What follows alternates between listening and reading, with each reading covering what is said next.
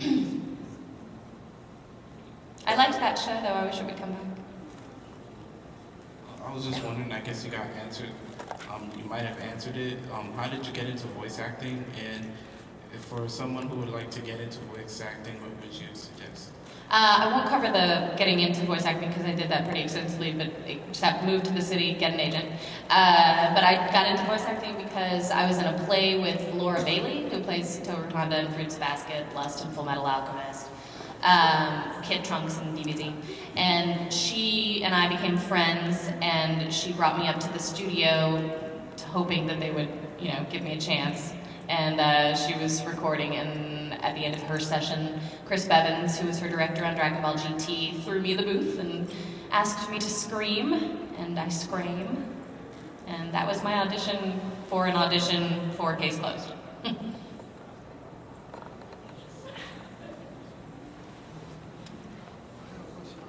Does it ever get difficult when you're doing a voice animation or with any other voice actors in your presence? Does it get any difficulties trying to perfect it? Because I remember one time in what you mentioned last time, you said it gets, I don't know if it gets very hard sometimes when you have to time it correctly to the character in the screen, what you see the screen. How do you operate in such a manner, in such a way? You sort of build a kind of psychic link with animation. The longer you do it, the more you're able to anticipate what the animators are going to do.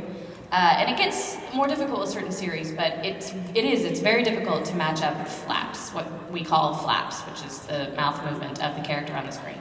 And some people get it, and some people absolutely do not. You'd be so surprised at the number of people who are really good actors in town. We call them in, we give them a part, they start talking, they can't see when the mouth is moving. Like, they'll just be looking at their page, I guess, and they just don't know what they're doing. So developing a language, an ability to look down and look up at the same time, see your line, know when the pauses are, kind of anticipate it a little bit. I can't even explain. I don't know, it's hard, but you do it or you stop doing anime. Hi, I think on Funimation's website, they have this thing where you can send in a demo, and they're like, oh, we'll look at it, and we may or may not... Send in a what? Sorry? Like a voice demo. Oh, And they say we may or may not give you a part. Have you ever known anybody to ever get cast in that way? I've known people to be called in for auditions in that way. I don't think I know anybody who got cast like that. Okay, so there is a way to get into it without saying you have to know someone in the industry. If your demo just really stands out, it's always possible. It's difficult to get your demo looked at because we do get so many that after a while you stop listening to every single one because they're not all awesome. But if you just keep sending your demo in, chances are eventually it will be listened to. And I also have a question. Did you ever, before doing animation, did you ever do any just plain voiceover work? I actually started doing plain voiceover work after I started doing animation. I got into Funimation first. I was a theater actress.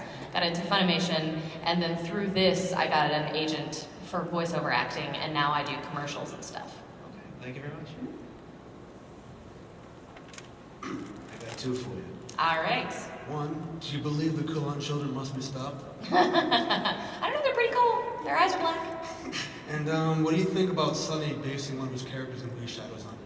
What do I think about that? Sunny basing one of his characters in We Shadows on you? I demanded that he continue basing characters off of me. Are you kidding? Sunny's my best friend. He's a manga artist. He is doing a 3-book deal for Tokyo Pop right now called We Shadows, which is awesome. It's based off of Midsummer Night's Dream. And I'm totally in it. I have blonde hair, but I'm in it. I even have a mole in it. I'm kind of a villain, which might indicate that Sunny doesn't love me the way I love him. Yeah, it's pretty cool. And Laura is in it too. It's me and Laura, we're the two villain chicks.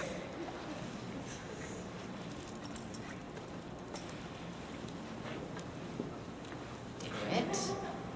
Hello, I like your coat. You. I was just wondering if you could tell us if there's anything new on Oren. I'm sorry? On Oren High School. I can't tell you anything about casting now. Like any time frame or anything like I that? can't. I know nothing. I'm sorry. I really literally don't know when it comes out, so I couldn't tell you that. I could tell you the other, but I'm not gonna. Okay, thank you. You're getting the anime. I don't know if it will be on TV or DVD.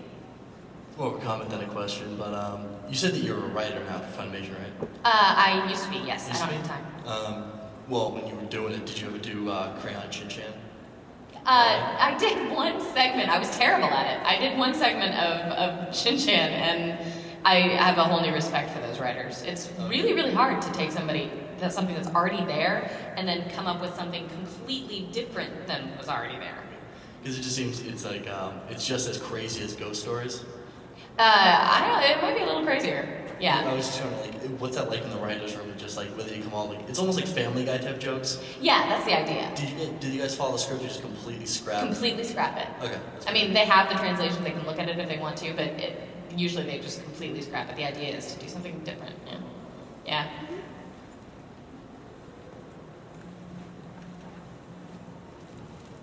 Slowly moving our way towards another question.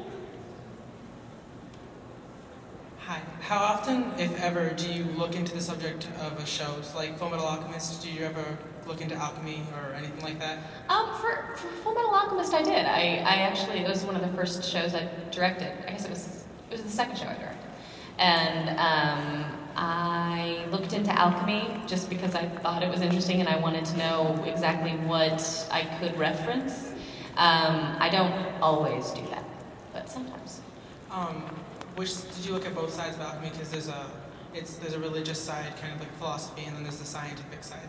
I'd have looked at the scientific side. I don't think I'd have looked at the religious side. All right, thank you. Mm-hmm. Have you ever drawn a transmutation circle and tried to make it work? I have not. Have you? It's embarrassing, but yes. Did you get anything? No, I tried to fix a pen. Tried to fix it. Did you Okay. give anything in return? Because maybe that's why it didn't work. I drew like an orange circle on my floor, and I heard my mom coming upstairs. I was like, uh-oh, and I like covered it with my chair. And she was like, what are you doing up here? I was like, oh, just sitting. I did, when I was younger, ask for a magic ring for Christmas, and I got a ring, and it was so not magic. I went in my backyard, and I tried to make a pony, and it did not happen. I was very upset, and I thought my parents got me the wrong thing. Hi, have you ever felt like awkward in a booth, like screaming and yelling with Have I hand gestures and stuff? Have you ever felt awkward? Felt when you're, like- awkward about the screaming and the yelling? Yeah, like in a booth. Maybe when I first started out, but I really like screaming and yelling. So, I don't know. I tell you what, they did just recently move us to a new studio that's nicer, and now we have big windows between the director and the engineer and the actor. So now they can totally see us going in there and like punching and like, yeah. Some of the characters I have to really screw up my face in order to make it work, the voice come out right, and that's a little embarrassing.